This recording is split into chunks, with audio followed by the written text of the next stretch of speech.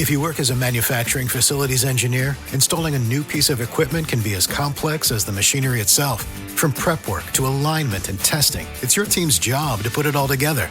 That's why it's good to have Grainger on your side. With industrial-grade products and next-day delivery, Grainger helps ensure you have everything you need close at hand through every step of the installation. Call 1-800-GRAINGER, click Grainger.com, or just stop by. Grainger, for the ones who get it done. My name's Adele Onyango, and welcome to another episode of Legally Clueless. No, seriously, I have no clue what I'm doing, but I'm pretty sure I'm not the only one. Hey you, welcome to episode 327. Man, it's been a long week. That's why I'm just singing to you, because finally I feel like myself again. But before we get into that, this is what's coming up in this episode. So I remember it was a Sunday and we were hungover. She put me on the phone with this guy and he goes, whoa, that voice. We continued speaking on phone and we agreed to meet at Sankara. And he tells me, we've been looking for a presenter for this one show. I want you to test. It's at that moment that he calls head of programs. She's like, okay, you know what? Come in Tuesday. So he gives me 2 scripts and one of them was SAA, South Africa Airlines. I'll never forget it. And I did the SAA script because I remember thinking, what the heck is SAA? And then reading it out loud. And Danny says, Cyrus, you have to listen to this. And he immediately replays what I've just recorded. Cyrus listens to it and he goes, okay, well, we can't let that kind of talent walk out of studio. Like, let's make you a contract. That was the most fairy tale stuff. It actually gets me emotional because it was the most fairy tale thing to ever happen. And that was cool. That was a really good feeling. That is Wanjira. And let me tell you, her story is super timely, especially if you want to make a bold move, but you're scared because you can't see the entire plan. You can only see what's in front of you. And sometimes all you can see is really a feeling. You know what I mean? That like you should be doing this thing. This is a story for you. It's coming up in a bit. But yeah, I'm finally feeling like myself. First, I have to apologize. Last week, there was no midweek tease and there was no Ask a Therapist because I was not fully 100% myself in terms of health. And I was also smack in the middle of shooting season 2 of For Mannerless Women. In fact, we haven't actually finished. We're continuing into this week. So I just had to say, hey, I ain't Superwoman. Like, whoa. Let's just halt everything, but I do have a lot more to share with you on that and to get your insights on. But before we get there, if you're new here, welcome to this episode of Legally Clueless into the family. Audio episodes like this go out every single Monday. Make sure you officially join our family on our website, legallycluelessafrica.com, to receive weekly letters from me. And make sure you subscribe to our YouTube channel. It's really popping over there with our brand new show For Mannerless Women. If you are an OG member, I have got nothing but love for you. Now, before we get into 100 African stories, I have just two things that I want to share with you, right?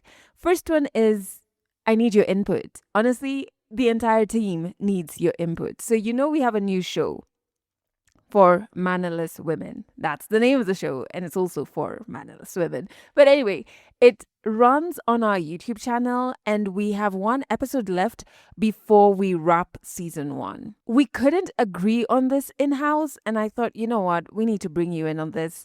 Would you want to hear the For Mannerless Women episodes here as an audio episode? Is that something you'd be interested in? Please let us know. Drop a comment wherever it is you're listening to this on. Hit us up on our Instagram page, which is linked in the show notes. Yeah, like there's an impasse we've reached where, okay, I think it's me who's the stumbling block because I'm just like, isn't it a bit repetitive? But anyway, is that something you would like? Let us know, because this is your space as much as it is ours. That's the first thing. The second thing is our next wellness talk is here. I'm very excited because I feel like this year our wellness talks have just been fucking awesome, right? This time around, it's for all entrepreneurs and everyone who's ever thought about starting a business. There's no space for fear here. We are going to be dreamers and we're going to be courageous, and you need to attend this talk, all right? Because our guest speaker is Yvonne Kanyi, and she runs 2 very successful businesses. And what I love about her, because I've engaged with her content before, is she's very open about the entrepreneurial journey. Like, the business journey can be ups and downs and unforeseen things and suck it up and celebrate. Like, it can be all over the place. She's very open and vulnerable and real about that journey. She even talks about mistakes she's made that we don't have to make, which is incredible for her to share. And she often runs workshops for entrepreneurs. But this talk is the opportunity to grab all of this knowledge at a fraction of the cost. All right. Now, what's she going to be talking about at our wellness talk? 5 things.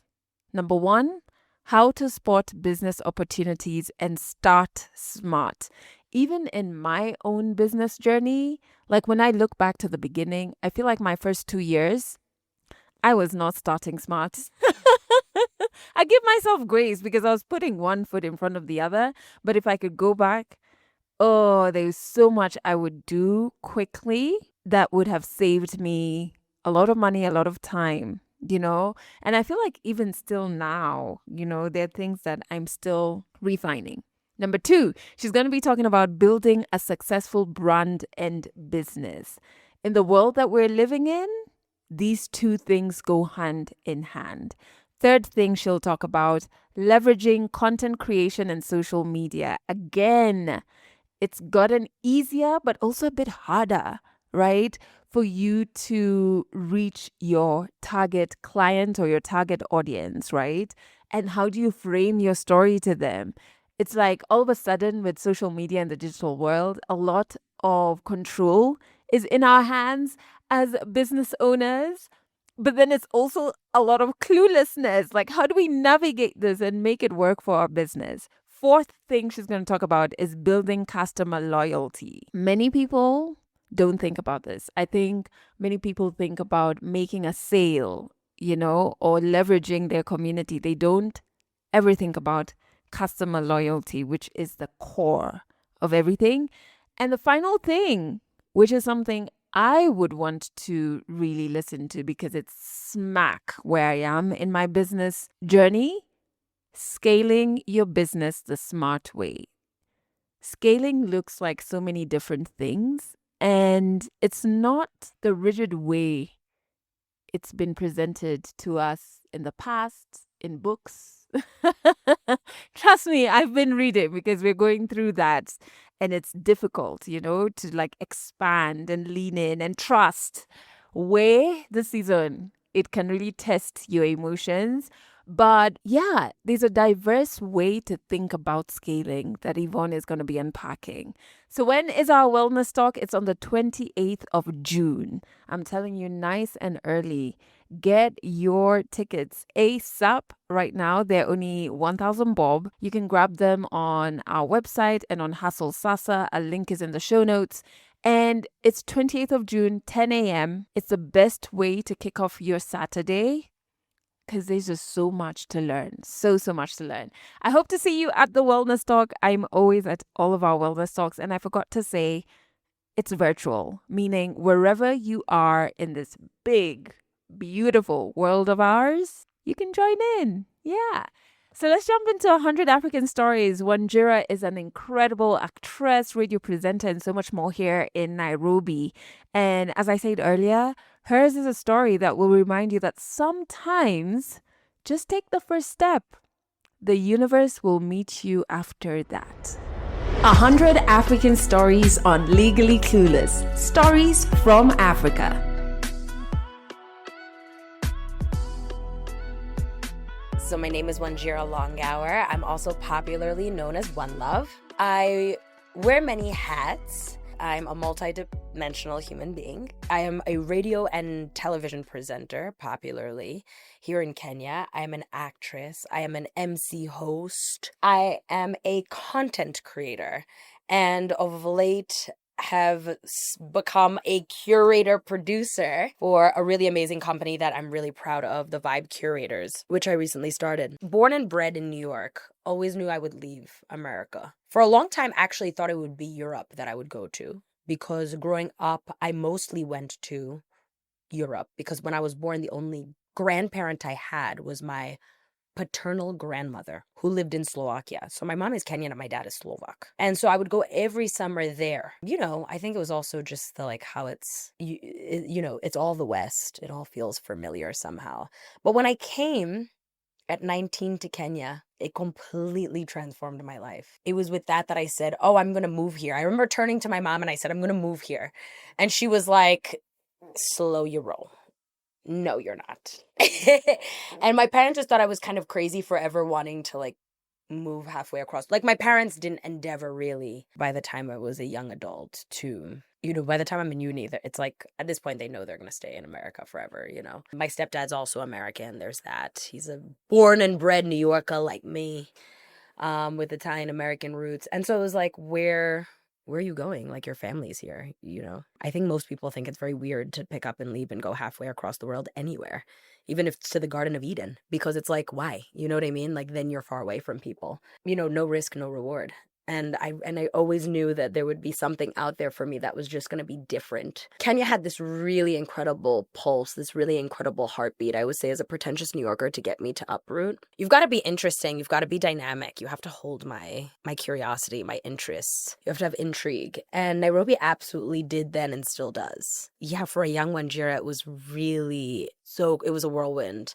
I couldn't believe how much creativity was here. And, as an artist, that matters. And I loved everything, the culture, the people, the food, the vibe, the music. Camp Mola was like going crazy. These were all things that were happening around that time. So I remember that trip, that summer. By that time, I had been to Kenya 3 times in my entire life. So the first time I ever came to Kenya, I was like 4 years old. Actually, my mom was supposed to move here. My mom actually came to Kenya with me and my late sister to see if we could relocate. It wasn't looking good, and people didn't have very great reviews. So it was just kind of like, maybe not. And you're 4. I mean, at 4 going on 5, you're not like thinking. I don't have, you're not cognizant in that way. You don't know that your parent is coming to like see maybe it's time to move halfway across the world. I always knew my mom as a proud African woman, a proud Black African Kenyan Kikuyu woman who was always like, oh no, I'll go back home. That was something I heard her say all the time when I was a little kid, that there was going to be a go back home. Funny enough, it's very full circle, because the very first time I came to Kenya was actually to scope out, like, can we move here? And that didn't fruition. So we went back to America. Life keeps happening. And the next time I came back to Kenya, lo and behold, I was 10 years old. So it was 6 years later. And again, remember, every summer I'm going to Slovakia, because also by the time I was born, that grandparent that was alive was quite aged. So we also, time's not on your side with that person. So I remember even at that time that I came at 10 years old, like my dad was like, ugh. Okay, but, next summer we really have to go to Slovakia because your grandmother's really old. Distinctly, people always ask me what I remember from those trips, because you're so young. Can you really remember things at 4, especially? But I do. I really remember things. And also I have a very photographic memory. So I tend to remember things in pictures. And I remember, first of all, Nairobi was nowhere near as developed as it is now. So there was a lot more vegetation everywhere.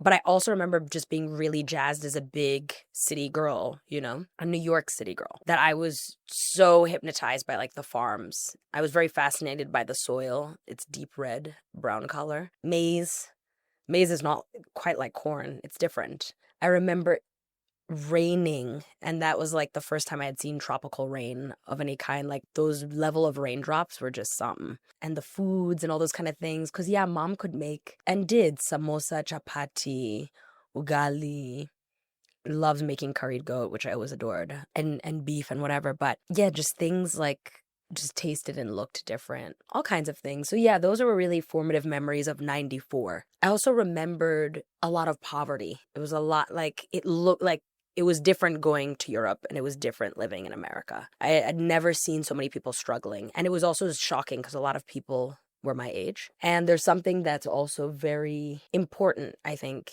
in that, because you can be very sheltered. You know, they say, like, there's a Kikuyu proverb that literally says the child that doesn't leave home thinks his mother's cooking is best. You know, you just won't have exposure. You don't know, like, that there are other things out there. Is there homelessness in the West? Positively.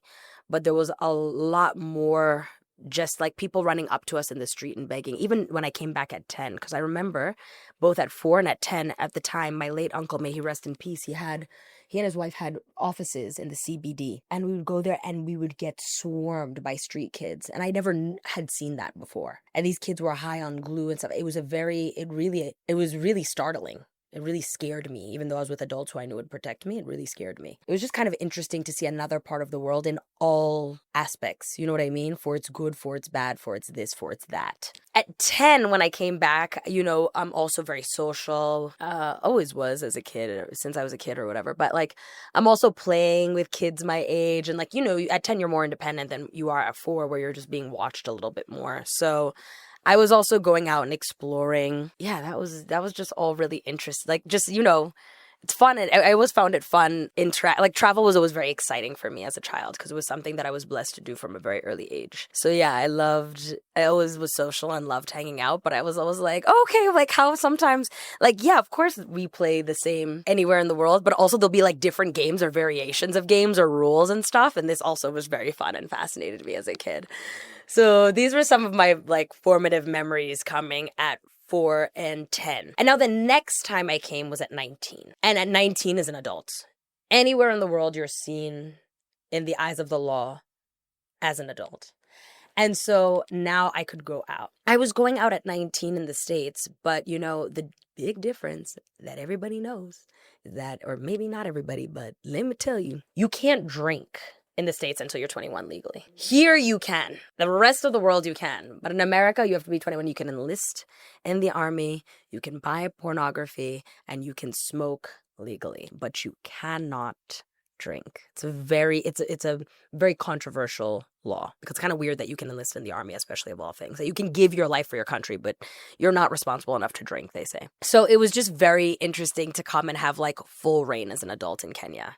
And this is also very intoxicating, because now, being my social self and having met Kenyans, already having had like a very African crew in college at this point, I was hanging out with a lot of different kind of people. And I had Kenyan friends as well. So in college, I started getting really curious about, like even more curious about my African side and my Kenyan side, because I also hadn't been back in so long. And you know, when you're a kid and you're a preteen and you're a teen, there's so many changes that you're going through that you're not like sitting there stuck on X, Y, and Z. You're just lifing and like thinking about, okay, and now there's this, and then there's this, you know, exam I have to do well on, and then there's this cute, you know, boy in class, and then there's this, and then now I gotta get into the right uni and all of this kind of stuff. But now I'm in the right uni and like life is lifing, and I'm thinking about stuff, and I'm thinking in ways that I've never thought before. And one of the things that I start getting really intrigued by, and I'm asking my mom a lot of questions about, is the other side of where we come from. You know, we haven't been there in a while, and my mom's like excitedly telling me that we're gonna go home.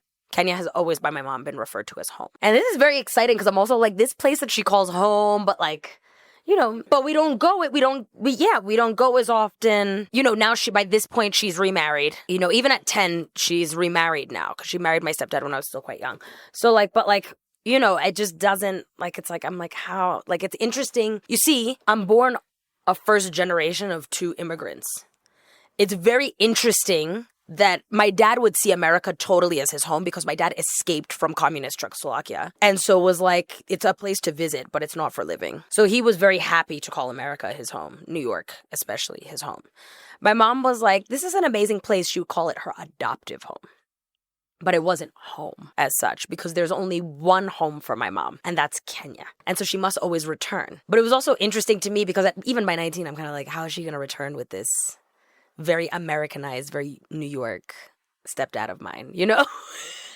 who's a dope dude, but like also has his own family. Like, will he want to uproot? You know what I mean? Like, there are just so many questions that I have. But nevertheless, I'm very excited about this return to home. And even before we head there in the summer, June, July, August season, you know, what's the Western summer of 2019, I already have started hanging out with a lot of Kenyans. And they're also introducing me to a lot of other Kenyans and other Africans within New York. So there are friends from Liberia, there are friends from Kenya, there are friends from Ghana, Congo, like all kinds of places.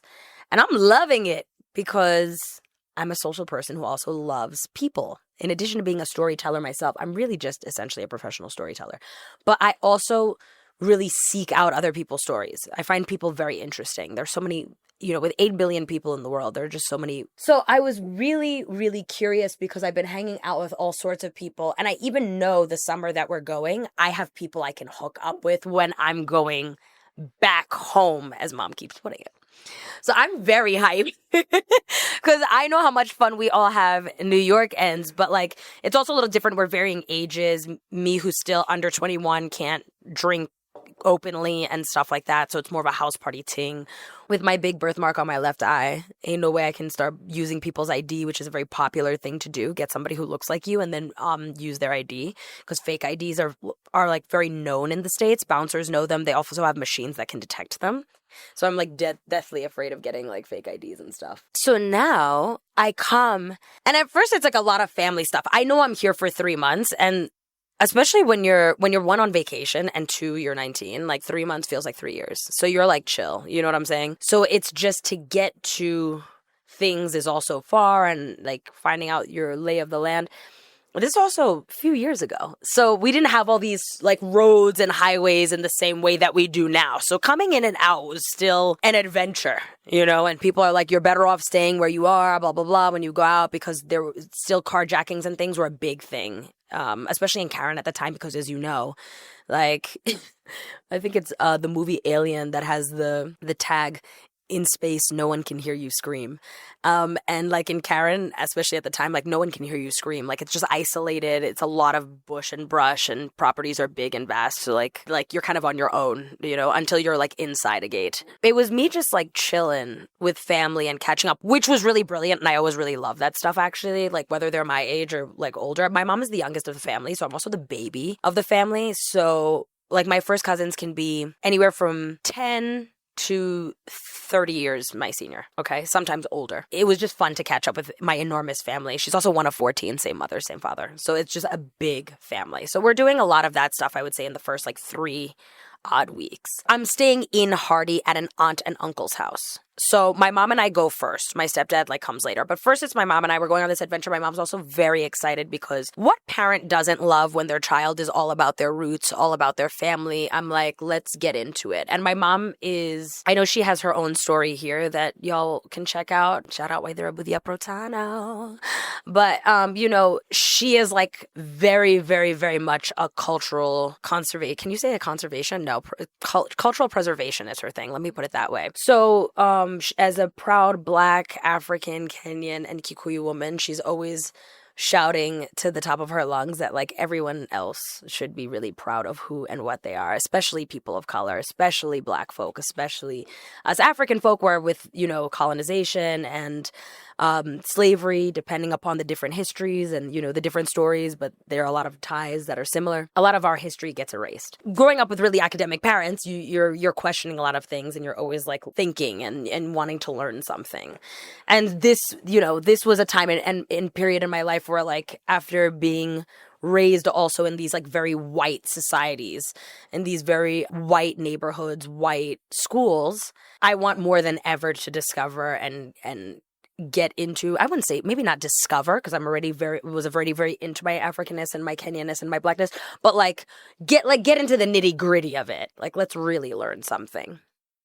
So we're having a grand old time, but you know, it's time for me to now meet up with the young folk, because as much as you're enjoying yourself at 19, who's not trying to go out and like see the clur? You know, and the clur we all, fam. There's been a lot of family stuff, but like, it's time. My time has come. And if you know me, you know I love a good time. So 19-year-old Wanjira, wants to see what's out there. And so sure enough, I link up with the people that I had met and known and created a network with in New York. And the rest is history. What? I couldn't believe that you could party morning to night. And New York, you can. Don't get me wrong, and do. But like, it was like this thing, like, of you could be out Monday to Monday. There was something to do every day. I mean, mind you, the people that I'm also around are, if they're not 19, they're 24, 23, 22. Like, so, there's also that. There's like youth on everyone's side, right? So of course, young people will party Monday to Monday if they want to. And you don't have the same level of responsibility. And I'm on vacation, no less. And so are a lot of others. But I don't know. It was just like, it's also, like I said, it was even music, like it was Shang. It was very exciting to listen to Shang. I was constantly asking people, which I do anytime I travel. I've never been shy. I love language. So like, it was just very interesting. Then if I would be at somebody's house and they're speaking maybe their mother tongue, or I hear their parents speaking the mother tongue because maybe the kid doesn't, maybe either they're speaking to them or to the house help, the house manager. Like, it's quite cool. Like, so like I was very intrigued by these different experiences. They were very electrifying. So leaving was very hard. I also fell in love. That definitely changed the trajectory of history. But yeah, I fell in love, and it was the first time ever in my life I'd fallen in love. Yeah, with a Kenyan boy. So he was actually somebody who I'd met in New York as well, and now was back. Had been trying to talk to me and holla in New York, and social Wanjira is all over the place and busy and blah, blah, blah, blah. And then saw him here, and we got together, and it was so much fun. Yeah, it was really cute. It was a really cute love story, if I may say so. I'm getting hot under the collar because you're just staring at me and smiling. But yeah, it was really cute. And I think it was also very cool. It was very interesting and different. There was so much that I was learning, if I may be so honest, because he was somebody who was very westernized, but was also very Kenyan. He was somebody who was fluent, obviously, in English, but was also fluent in Kiswahili, Sheng, Dolu, all these. So there were so many cultural aspects that were different. Because also now, even when it came to Kenyan things, I actually didn't realize how diverse Kenya was because I wasn't coming to visit it. And the only reference I had to it was from a Kikuyu perspective, my mom. So that was also very interesting. There were just so from what was spoken in the household to how, what was so many things, even what was eaten. Maybe, you know what I mean? Things like that. So it was just very cool. It was just a very exciting time and experience. And I think falling in love is always an exciting time and experience. And especially anything when it's your first time at something. So this was very exciting to me. And that's when I remember one time we were in the garden in Hardy. I'll never forget it. And I turned to my mom and I said, she was saying how happy she was at the time that I was having and that things were going so swimmingly well. And I was like, yeah, I think I could move here. And I'm telling you, she stopped dead in her tracks and she was like, much, but I love the enthusiasm. Tone it down.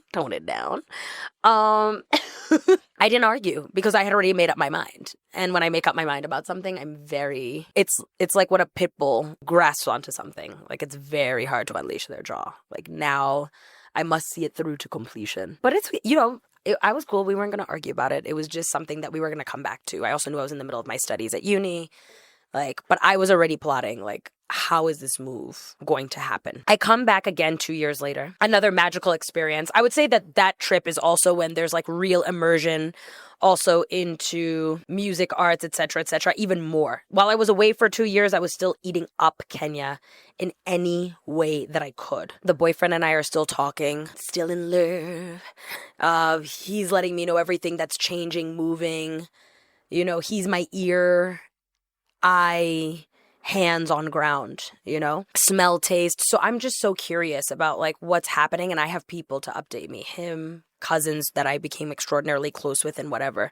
So people are sending me music. They're telling me, what show is kicking, yada, yada, yada. This show with Nick Mutuma, Lupita, it's even coming back. Suga. I was even watching Suga. I couldn't stop. I was really obsessed. And there were already a lot of, arguments were starting to come up at home too, because I'm not letting this whole I'm leaving to move to Kenya thing go. And it's like, you're still studying. Like, what are you talking about? I'm trying to see if I can do some sort of internship here or if I can do a study abroad that will lead me here. But even that seems kind of like futile in my mind at the time, because I'm like, but you're going to move there for life. So what's the point of doing like a study abroad? If you're going to study abroad elsewhere. Because me, I'm so sure that I'm going to move to Kenya. I come again 2 years after the 19 trip. I'm 21. Again, now remember that I've been consuming Kenyan culture from all aspects. And also when I come this time, I'm telling people I am going to move to Kenya. And people like you are very encouraging. They're like, you could, and it's mostly friends, I guess, or like some family that's around my age, young family. They're like, you could, you never know. And like, why not indeed? You want to be in entertainment, you want to do acting, you want to do broadcast. All these things exist here.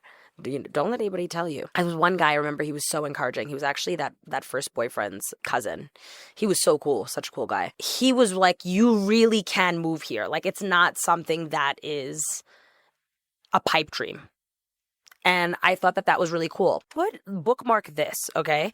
I also know, because my mom is extraordinarily involved in anything that has to do with Kenya, in and out, left, right, and center, that under the new constitution in 2009, I believe it was, I can become a dual citizen. Because in 2009, I get this information because my mom, my stepdad, and I go to one of these huge events at the embassy in New York. We would do things like this. This is what I mean by like we were like still connected to like Kenyan culture and roots, and that's why also it was like really easy to get into, like to make friends that were Kenyan and would be going back and forth because of all these things that we were doing.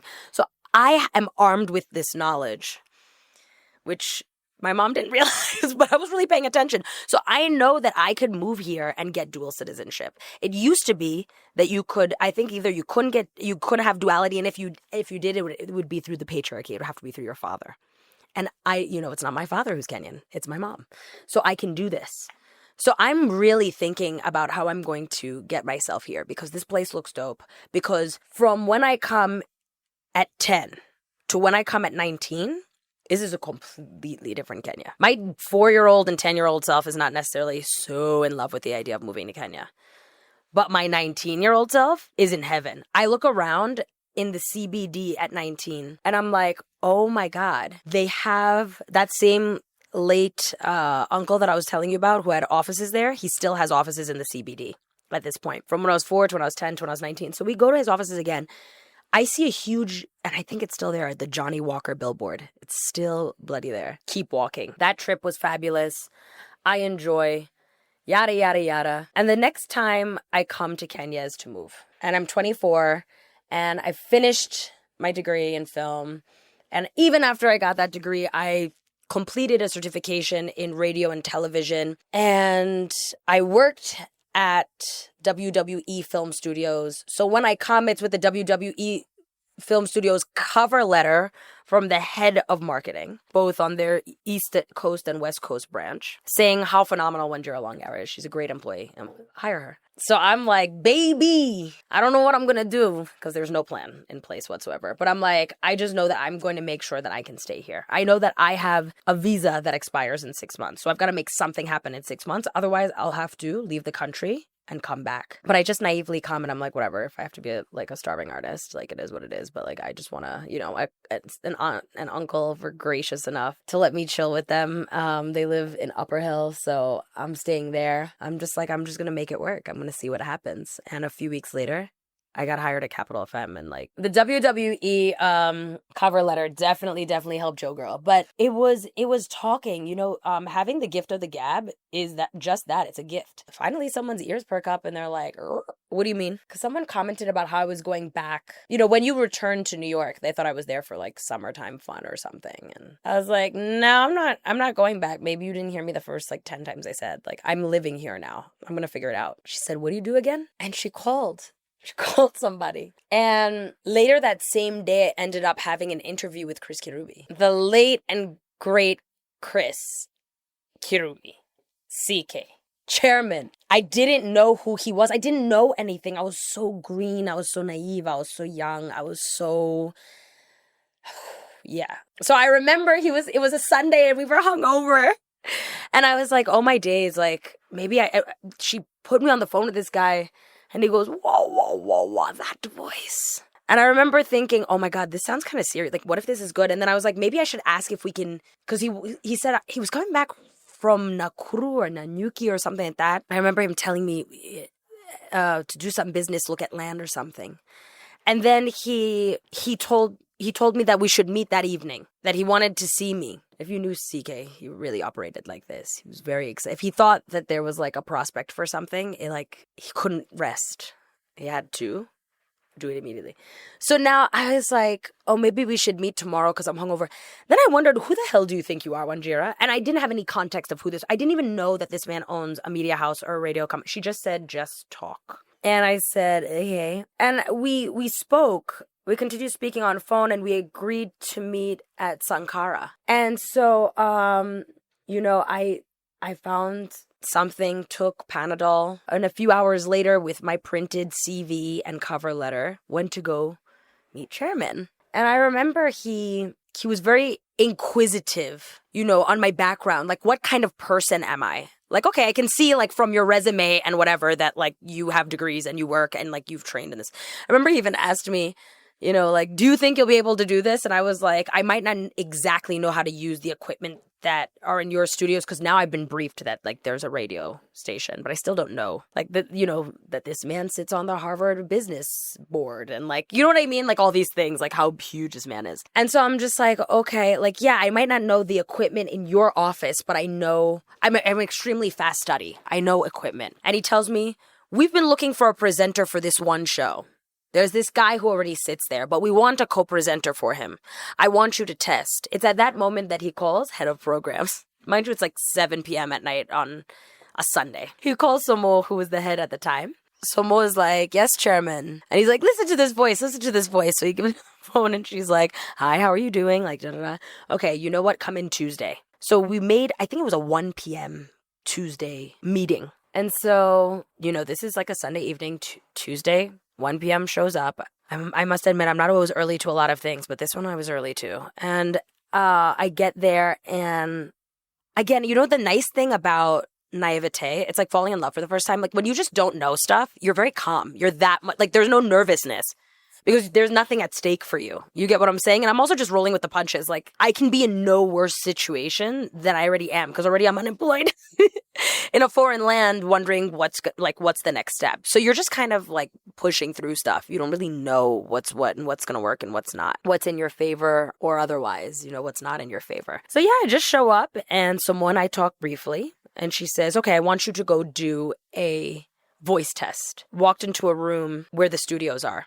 Right, from her office. When I go into the recording studio, there is this one guy sitting in a chair who's ready to record. And his name is Danny Munyi, and Danny is now head of programs at Capital FM. Next to him are two other guys who also work there. Danny's a PA at the time, a production assistant. So it would be his job to like record people, and people like me who want to do a voiceover test and see if like before they even put me with someone, they have to see how does she sound. Okay, she sounds all right speaking, but like what happens if you put them, a lot of people tense up if a mic or a camera or something is put in front of them.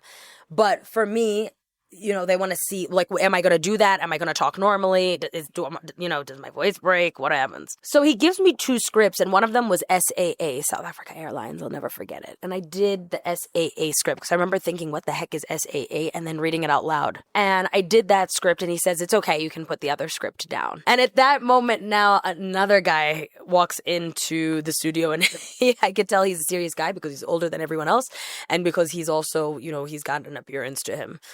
And that guy was Cyrus, and he was the MD at the time. And everybody kind of, tightens up, straightens up. And Danny says, Cyrus, you have to listen to this. And he immediately replays what I've just recorded. Cyrus listens to it and he goes, okay, well, we can't let that kind of talent walk out of studio. Like, let's make you a contract. And it was like really like a very fairy tale. Like, I think of all the things, I always say this, like of all the things that happened in my life, and there have been a lot of things that have happened in my life, that was the most fairy tale stuff. It actually gets me emotional because it was the most fairy tale thing to ever happen. And that was cool. That was a really good feeling. Yes, the show is The Fuse, the mid-morning rock show. When Chris Kirubi tells me we have a show, what would traditionally always be done is that there would be 2 co-hosts over one. And so for a little while, they just have a really phenomenal presenter with all this extraordinary talent called Taylor Murade. And Taylor is the current host at the time, but he needs somebody, and they would like him to have a female counterpart so that, voice balance, whatever, At the time, also, the demographic for the Fuse was very much, it was kind of considered like a housewives show. So there were a lot of women, moms listening to the show at the time. It was, also given the timing, 10 a.m. to 2 p.m. That's kind of how they saw the demographic or recorded it. They wanted to see, can this chick rock on that show? No pun intended, it's a rock show. Or rather, all pun intended. When we did the voice test and that work, they were like, okay, great. And they had me, remember it's around 1 p.m. So they want me to meet Taylor. They want to hear us together. And we sound great together. That's how that's why I'm emotional. That's why, it makes me, teary-eyed. That's why it was like a fairy tale. Taylor and I sounded like I was able to nail it. Life is a lot of luck. Life is hard work. There's no doubt. And it's this and it's that. But also, people, when you're young and sometimes, and this is not to sound pessimistic, I still think with hard work and with perseverance, because you need both of those in order to life right. You're going to need to be able to work hard, and you're going to need perseverance in no way, okay?